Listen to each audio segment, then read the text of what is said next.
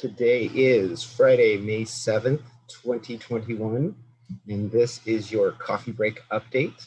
Good morning to all of you, and thank you so much for joining us, taking a little bit of time out of your Friday morning to spend with us and the few things that we have to present to you this morning. My name is Marshall Haprov. I am the Communications Specialist for the Mojave Desert Air Quality Management District.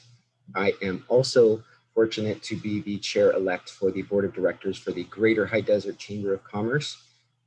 That's the organization that is bringing this to you today, the Coffee Break Update. We do this every other Friday right here on Zoom, and we always make an effort to pack this program with as much information as we can fit into this tiny little hour of your Friday morning, and we are making no exception with that today. We have a couple of different presentations than we normally would for this morning. And we're excited to have them with us. We hope that you get a lot out of this morning with us. And we also want to say thank you to sponsors who have jumped in to help us bring you this program today. We have Desert Valley Hospital, Desert Valley Medical Group. We have Transformation Training and Development, LLC. And we have Dana Construction Incorporated and Contemporary Cargo Designs. So you will hear from our sponsors in a little bit. We also, like I said, we have our presentations for you. We have joining us the Public Defender for San Bernardino County, as well as Michelle Quintana from Rogers Tax Service. So they're gonna give you some information in a little bit. I also wanted to bring to your attention that this week, this first full week of May, seems to have just a bunch of honors or appreciations in it. This week is Air Quality Awareness Week. I believe it's Wildfire Awareness Week, Teacher Appreciation Week. I think yesterday was Nurses Appreciation Day. Today is Child Care Provider Appreciation Day. So this week is packed with all of these honors for numerous people in numerous fields and professions. But I would be remiss if I didn't also bring to your attention that today happens to be School Lunch Hero Day. As many of you probably know, maybe everybody knows in here, my wife, Nicole, is a lunch lady, as she affectionately calls it, over at Juniper Elementary School in Hesperia. She's surrounded by a wonderful team. And of course, our entire desert has phenomenal people working to serve, to make breakfast, make lunch, and serve food for our kids who are in school. Especially over this last year, they've been working a lot extra, just as everybody's had to kind of adjust over these last 13, 14 months. The lunch ladies and lunch men are certainly no exception. And so I wanted to make sure I pointed that out and give a shout out to all of the nutritional services workers throughout the desert. We appreciate you, and we really say thank you for all you've done. So, of course, I want to introduce to you owner of Saddle Rock Reverse Mortgage and a board member with the Greater High Desert Chamber of Commerce, Shannon. She will be fielding your questions should you have any throughout the course of our presentation this morning. Use the chat function in your app or at the bottom of your screen if you're on a desktop or laptop. Use the chat function and direct those questions to Shannon, and we'll get them to our presenters as time allows. I also want to ask you to take a moment and use that same chat function and introduce yourself if you haven't already. Your name, your company, and if you want to mention something about your company, I'd encourage you to do that now. So Marshall, I don't know if you're watching. I don't know if you're watching the chat, but you missed a day. I guess Pat Orr is letting us know that it's No Pants Day, which is perfect for Zoom. For a lot of people, it's been No Pants Day for the last year. Very good. I'm happy to say that not any of these days in the last 14 months was a No Pants Day. Every single one of these Zooms, I may have been wearing some shorter than comfortable shorts, but it was not a No Pants Day. So I have one more question. So, 2 weeks ago, we didn't have Mark here. So we have to behave today, or it just business as usual? Yeah, you notice I've not said anything funny. And that's because I know that anytime I make a joke, Mark gets nervous. Also, anytime anyone's late to the Zoom call, Mark gets nervous. And, Marshall, you really need to just move this along. All right, see what I said? Hey, right. Speaking of Mark, there's Mark. Mark, our Double O CEO of the Greater High Desert Chamber of Commerce. He's going to give us a chamber update in just a minute. But before we get to that, we want to introduce to you our first of several sponsors we have a video to show you from Transformation Training and Development, LLC.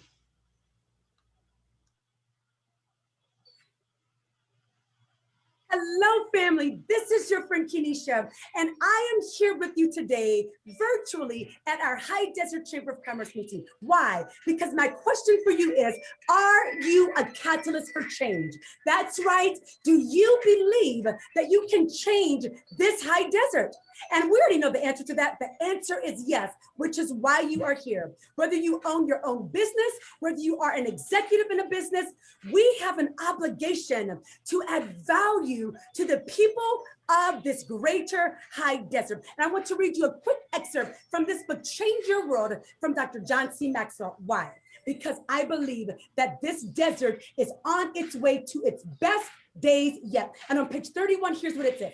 It says a catalyst is a substance that causes or speeds up a chemical reaction. It says, but it's a person who creates positive change in their world through their ideas, actions, and influence. So how are you creating a positive change? And here's the other portion on page 35. It says this, Harriet Tubman said, every great dreamer begins with a dream. Every dream begins with a dreamer, and every dreamer has a dream. It says, always remember, you have within you, leaders of the greater high desert, you have within you, I have within me. It says this, strength.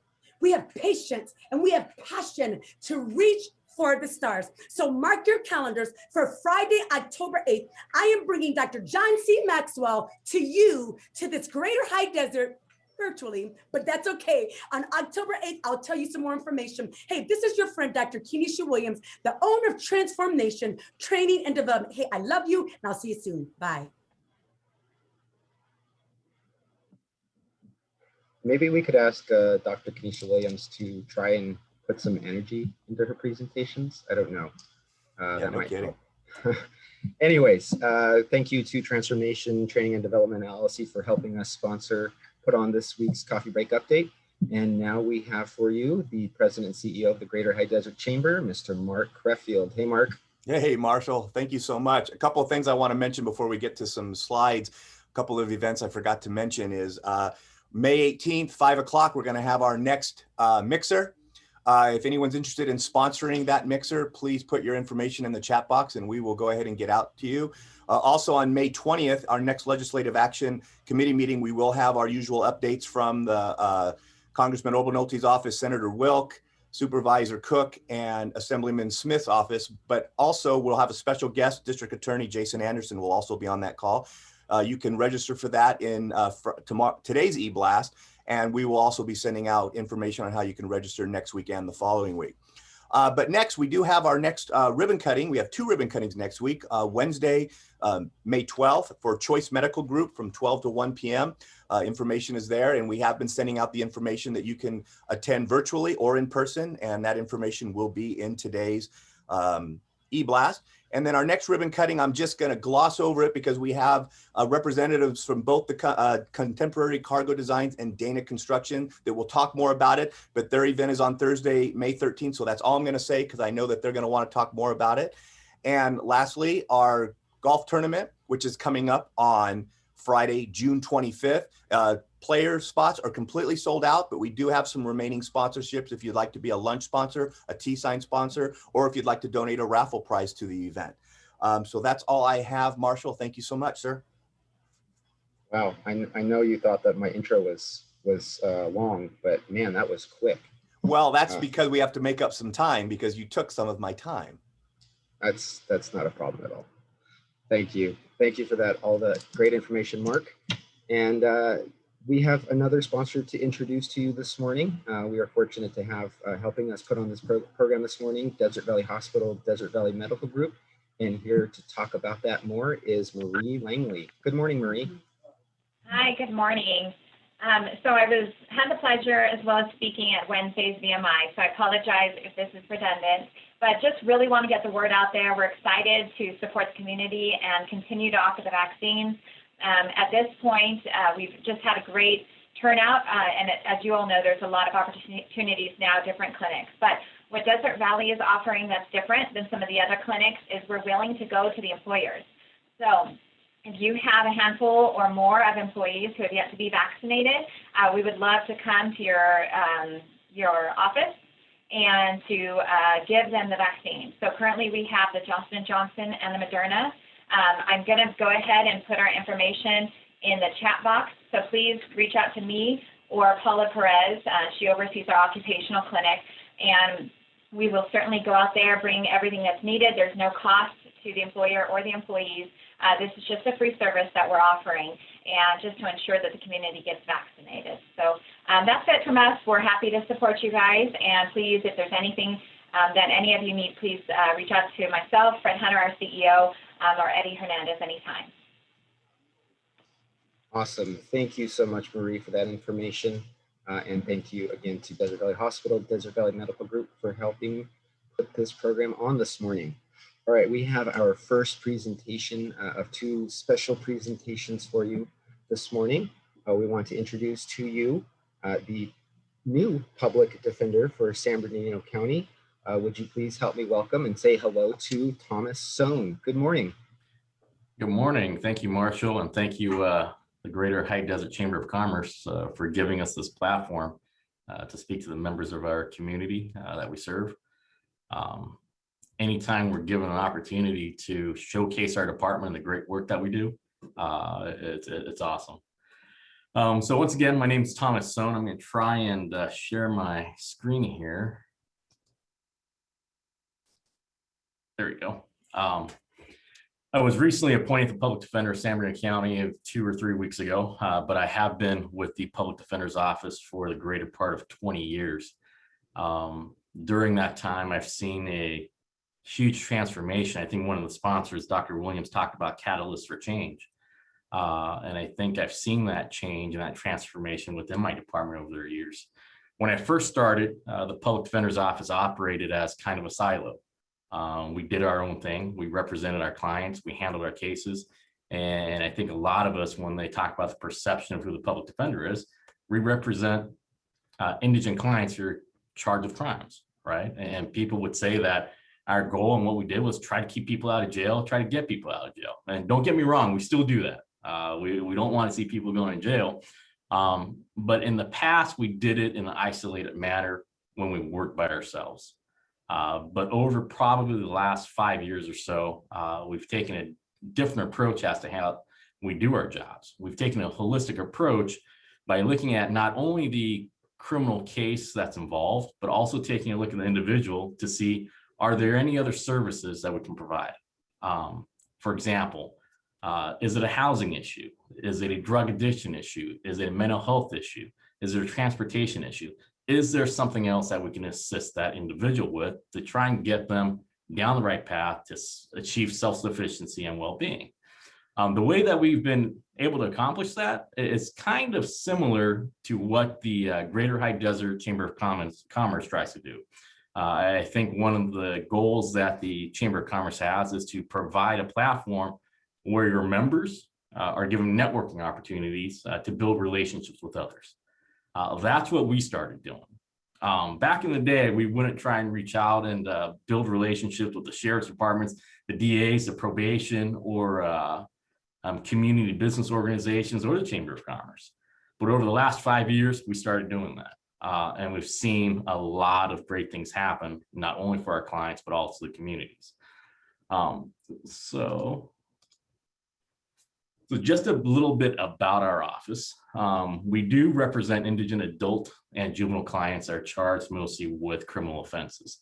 We handle over about 40,000 cases a year. I think it's closer to 45,000, 50,000 cases right about now. But we also do a lot more than just represent individuals in the court. What we like to get out to the communities is that we offer a lot of other services, such as post-conviction services that help individuals achieve self-sufficiency, get their records cleared up, help them get them employment, get them out down the right track. With our veterans, we try to give them a veterans court, give them the support that they need. If it's a drug issue, we try to get them into mental or drug treatment courts to get them those services. So there's a lot of things that we do besides just handling criminal case and trying to provide other services. This shows some of the programs that we do. So one of the ways that we've accomplished this is by hiring social workers. And we do a lot of outreach. We do community engagement speaker series that we're doing today. We do a engaging youth and building opportunities program. That started about 3 years ago. Basically what we found was there are youthful offenders who end up going to either a juvenile facility or prison with the long sentence. What we found was that a lot of those individuals lose hope. So we partnered up with a nonprofit down the hill, Inland Empire Rebound, to provide them mentoring services, to give them hope, to let them know that there are members in the community who are willing to support them. They send them letters, pen pals, special gift packages on their birthdays or Christmas holidays, letting them know that opportunities will be there when they get out. The Parent and Child Connection Program, the PAC, is a collaboration that we have to share with the Sheriff's Department. It's a reading program for single parents who are incarcerated and who have little children. A couple times a year, we'll get donations from books. We'll take them to the jail. The Sheriff's Department will select individuals who they believe qualify for the program. They'll pick out a book. They'll read the book. We'll record it. Then our office, along with other partners, will hand deliver those books as well as the recordings to the kids, which is an absolute great program that we've been doing. We also do mock trials, record clearing events. We have one coming up, partnering up with 5th District as well as Way World Outreach Church down in San Bernardino. I believe on average we get about 600 individuals who come to try and clear their records up if they have something on their record, as well as a job hiring fair. So we have employers on the spot who are willing to extend offers to some of these individuals. We also do food, clothing, and toy drives. So some of the resources that we have, what I talked about earlier, has to do with building those relationships.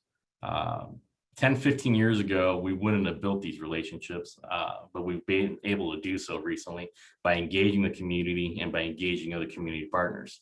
For mental health services, these are all resources and relationships that we built in the high desert. The Oasis House, Victor Community Support, Crisis Walking Clinics, the Rescues Missions, Set Free, St. Johnny God.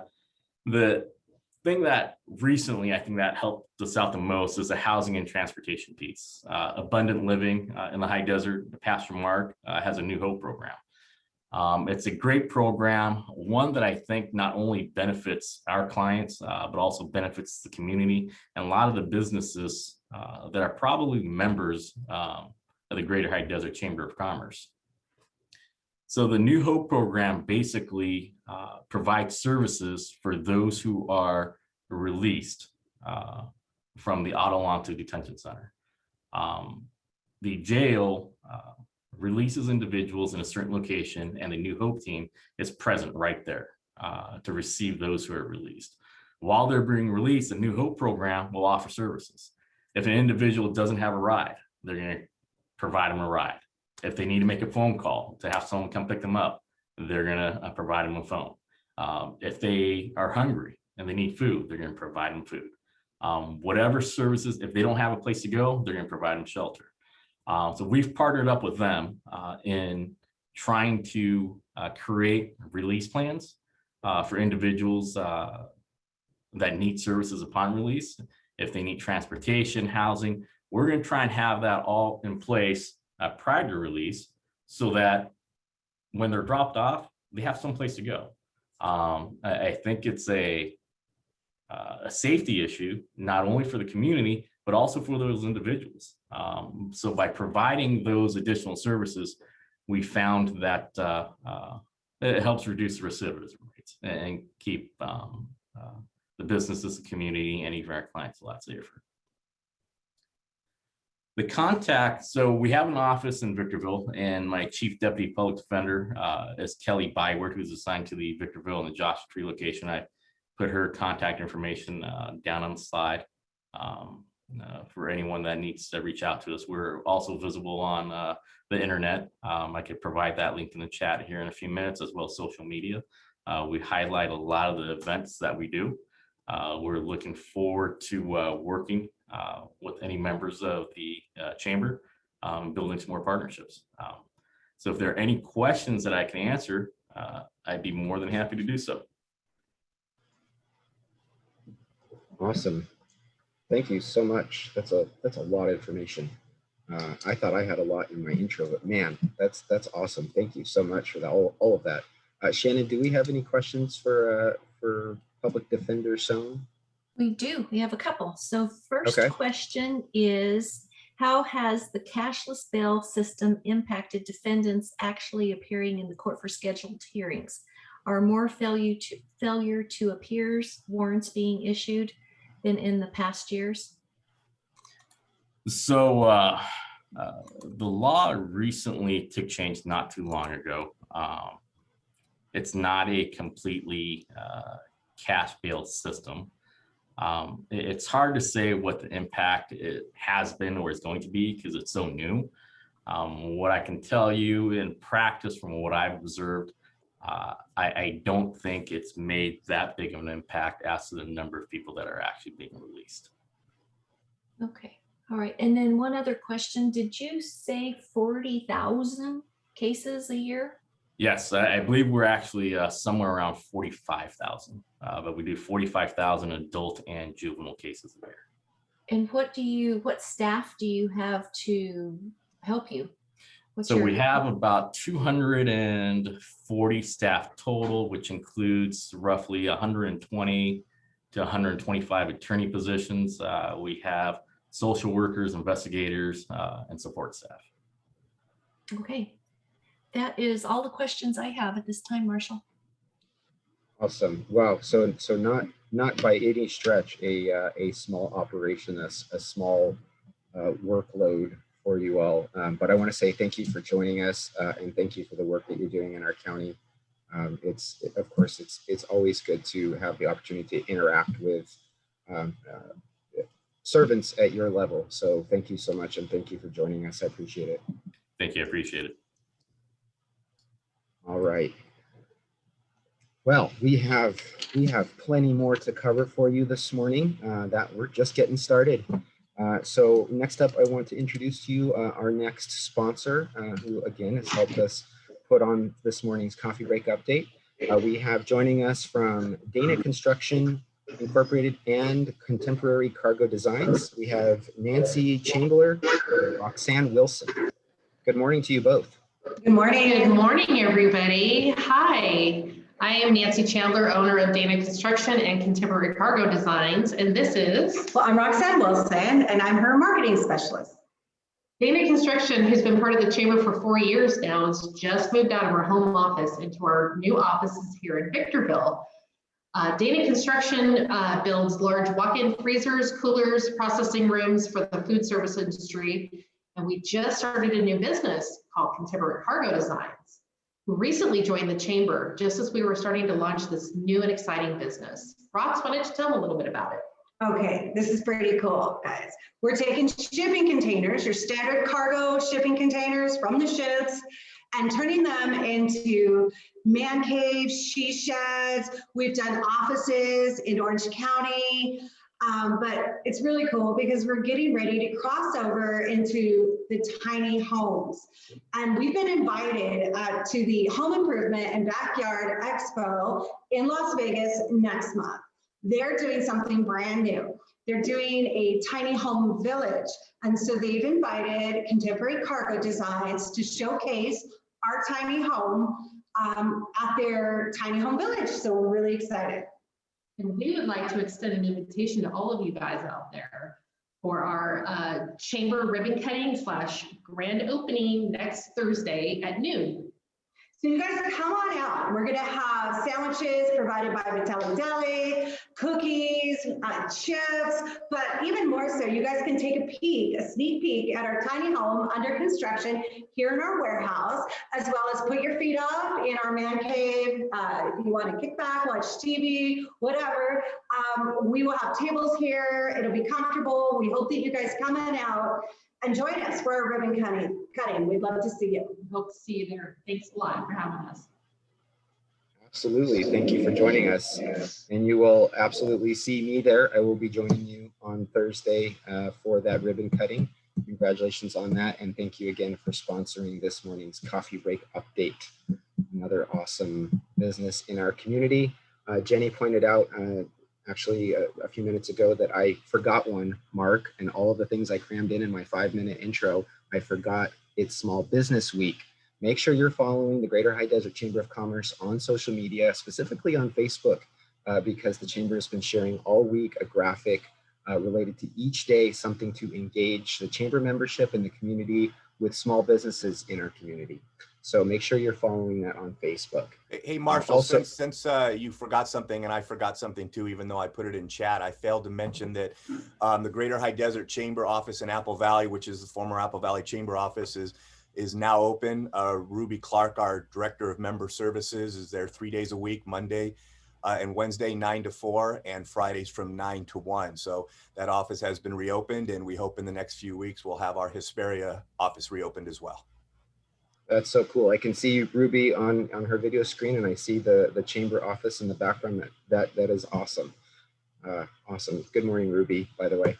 And thanks, Mark, for adding that in. I appreciate it. All right.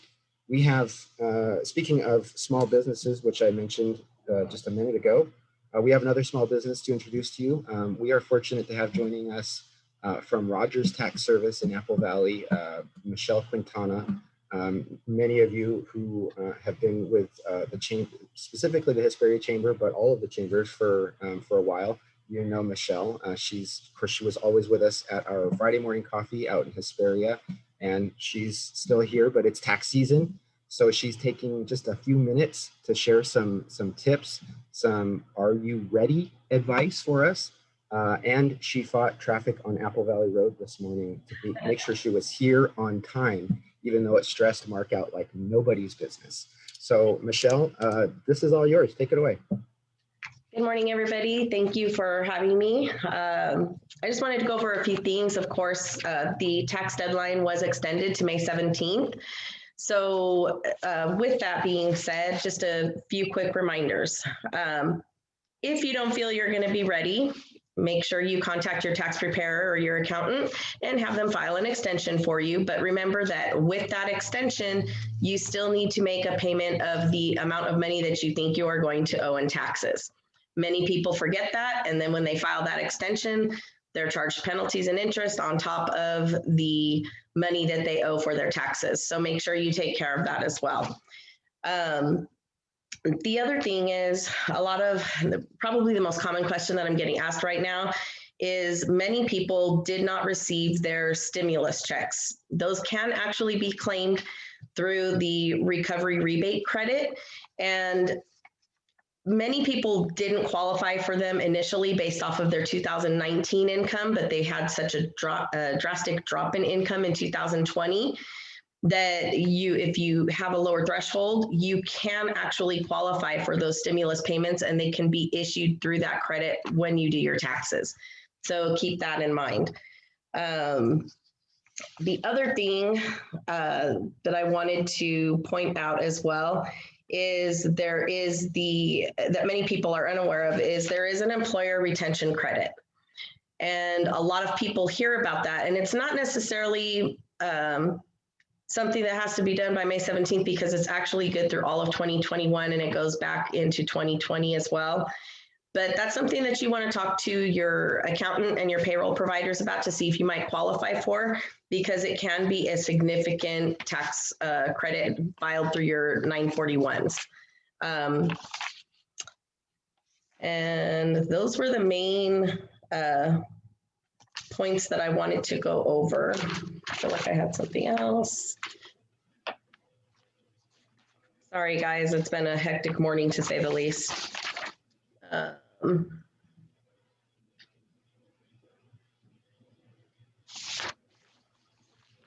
One other point that I wanted to touch on. Oh, IRA contributions. A lot of people ask about that, if they can contribute to their IRAs as well.